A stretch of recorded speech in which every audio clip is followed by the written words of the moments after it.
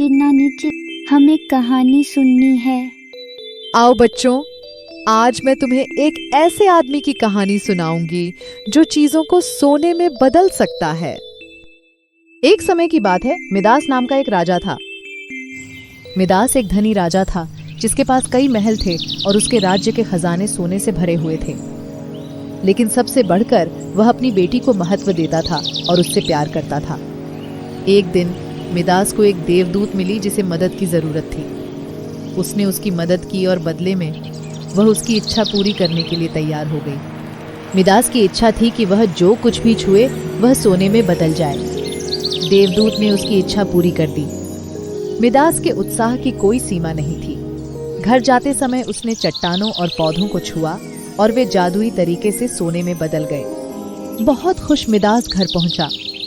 अपने उत्साह में मिदास ने अपनी बेटी को गले लगाया और वह तुरंत एक सुनहरी मूर्ति में बदल गई। मिदास अपनी आंखों के सामने जो हो रहा था उस पर विश्वास नहीं कर पा रहा था। वह टूट गया और अपनी बेटी की मूर्ति को पकड़कर और गले लगाकर जोर जोर से रोने लगा। मिदास वापस गया जहां उसे देवदूत मिली थी और उससे अपनी इच्छा वापस लेने का अनुरोध किया। देवदूत को एहसास हुआ कि मिदास ने अपना सबक सीख लिया है। वह सहमत हो गई और उसे वापस जाने दिया। वापस आने पर मिदास को अपनी शक्ति खोने का कोई दुख नहीं था। वह अपनी बेटी को अपने पास वापस पाकर बहुत खुश था। बच्चों, दुनिया का सारा सोना और धन संपत्ति एक संतोष और प्रेम से भरे जीवन की तुलना में कुछ भी नहीं है। बाय बाय बच्चों। हमारी संस्कृति से संबंधित अनूठी व सुंदर कहानियों के लिए हमारे चैनल नमस्ते नानी को सब्सक्राइब करें।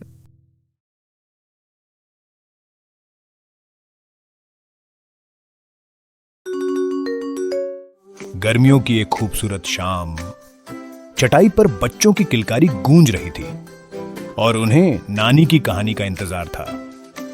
मेरे प्यारे बच्चों, आज मैं तुम्हें एक दूध वाली और उसके मटके की कहानी सुनाऊंगी। मिंटी एक दूध वाली थी जो दूध का भरा हुआ मटका अपने सिर पर रखकर बाजार जा रही थी।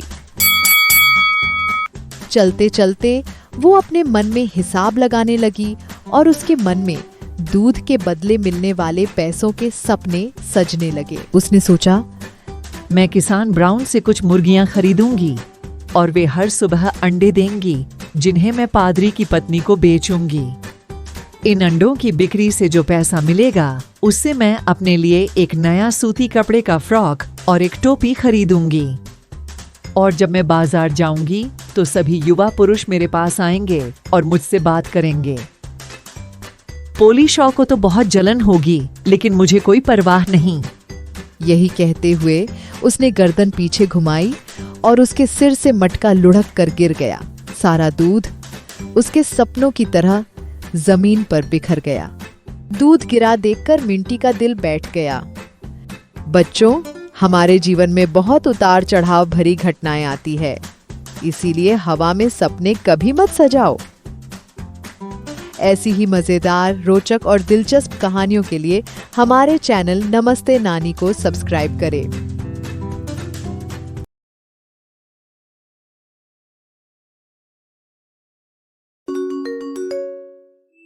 नानी जी, हमें कहानी सुननी है। आओ बच्चों, आज मैं तुम्हें लालच और लेन देन की कहानी सुनाऊंगी। एक बार एक छोटे से गांव में विशु नाम का एक आदमी रहता था जिसके पास एक बड़ा कुआं था। लेकिन वह इतना स्वार्थी था कि कभी भी गांव के अन्य लोगों को अपने कुएं का पानी इस्तेमाल नहीं करने देता था। उसके स्वार्थ से परेशान होकर विशु का पड़ोसी गांव के मुखिया के पास गया।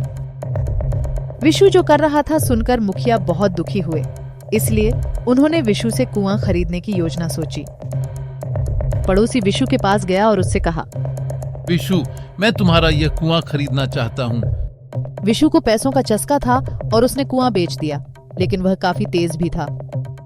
अगले ही दिन जब वह आदमी अपनी बाल्टी लेकर कुएं से पानी लेने आया तो विशु झट से बोला, अरे यार, तुमने कुआं खरीदा है, पानी नहीं, इसीलिए तुम्हें इस कुएं से पानी लेने की अनुमति नहीं है। पास ही मुखिया अपने घोड़े पर सवार होकर गुजर रहे थे। और जब उन्होंने देखा कि यहाँ क्या हो रहा है, तब वो इनके पास आए और उन्होंने कहा, सुनो विशु, इस आदमी ने कुआं खरीद लिया है। अब तुम अपना पानी उसके कुएं में नहीं रख सकते। विशु को मुखिया की योजना समझ आ गई और उसने अपने अपराध के लिए माफी मांगी। इसलिए बच्चों, साझा करने और माफी मांगने से हर किसी के लिए चीजें बेहतर हो सकती हैं। बाय बाय बच्चों। हमारी संस्कृति से संबंधित अनूठी व सुंदर कहानियों के लिए हमारे चैनल नमस्ते नानी को सब्सक्राइब करें।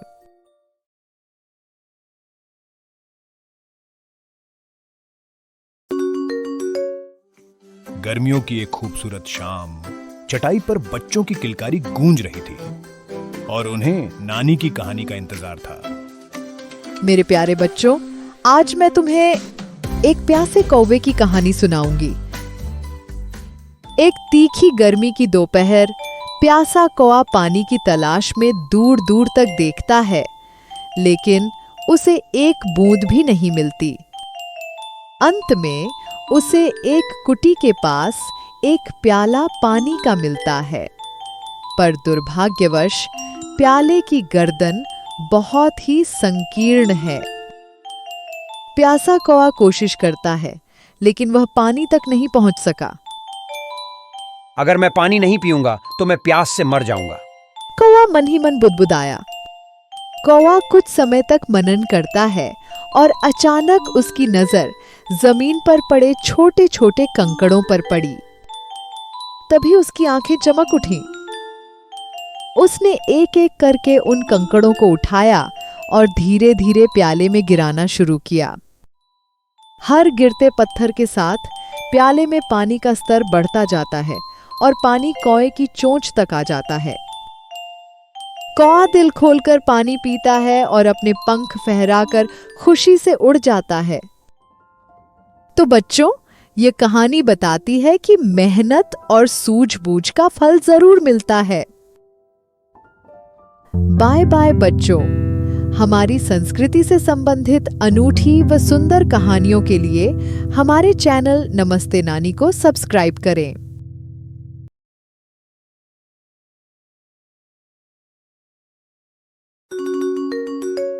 गर्मियों की एक खूबसूरत शाम, चटाई पर बच्चों की किलकारी गूंज रही थी और उन्हें नानी की कहानी का इंतजार था।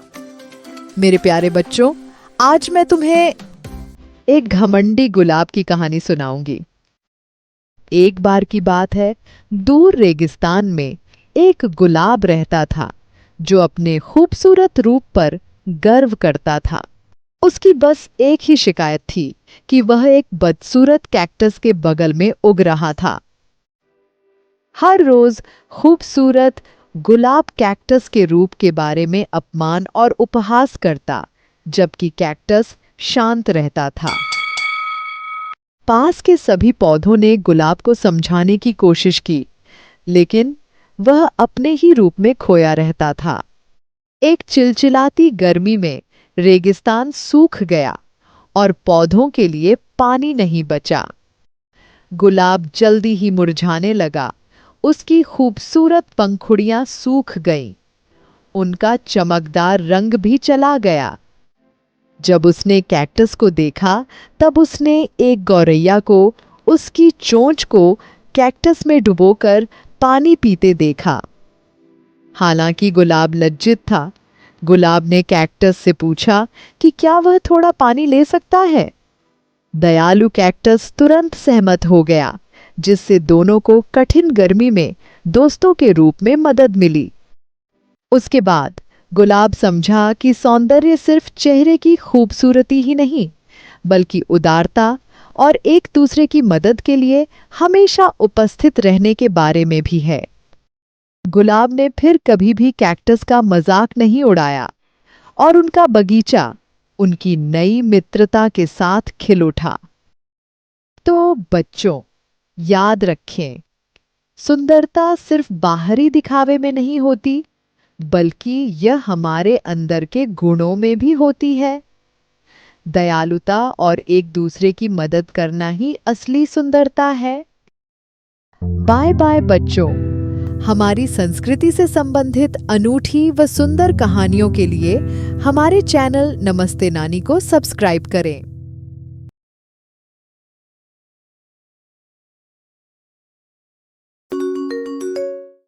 गर्मियों की एक खूबसूरत शाम, चटाई पर बच्चों की किलकारी गूंज रही थी और उन्हें नानी की कहानी का इंतजार था। मेरे प्यारे बच्चों, आज मैं तुम्हें शब्दों के घाव की कहानी सुनाऊंगी। एक बार की बात है, एक छोटा लड़का रहता था जिसे गुस्से पर काबू रखने में बहुत परेशानी होती थी। जब भी उसे गुस्सा आता, वह जो भी दिमाग में आता बोल देता, भले ही इससे लोगों को दुख पहुंचता हो। एक दिन उस लड़के के पिता ने उसे एक हथौड़ा और कीलों का एक बंडल उपहार में दिया। तब उसके पिता ने कहा, जब भी तुम्हें गुस्सा आए तो घर के बगीचे के बाड़ में एक कील ठोक देना। शुरू के कुछ दिनों में तो लड़के ने कीलों का आधे से ज्यादा बंडल इस्तेमाल कर लिया। अगले कुछ हफ्तों में लड़के ने कीलों का कम इस्तेमाल किया, जिससे उसका गुस्सा भी कम होता गया। फिर पिता ने लड़के से कहा कि जिस दिन तुम्हें गुस्सा न आए, उस दिन बाट से एक कील निकाल देना। जिस दिन लड़के ने आखिरी कील निकाली, उसके पिता ने उसे समझाया, बहुत बढ़िया बेटा, तुमने अपने गुस्से को हरा दिया। लेकिन देखो, बाढ़ में हुए इन छेदों को, बाढ़ अब कभी भी पहले जैसा नहीं होगा। ठीक उसी तरह जब हम गुस्से में गलत बोलते हैं तो लोगों के दिलों में भी ऐसे ही निशान छोड़ देते हैं जो कभी मिटते नहीं। तो बच्चों, गुस्सा एक तेज चाकू की तरह है, सबसे खतरनाक हथियारों में से एक। जब आप इसे इस्तेमाल करते हैं तो घाव तो भर सकते हैं, लेकिन निशान हमेशा रह जाते हैं। बाय बाय बच्चों। हमारी संस्कृति से संबंधित अनूठी व सुंदर कहानियों के लिए हमारे चैनल नमस्ते नानी को सब्सक्राइब करें।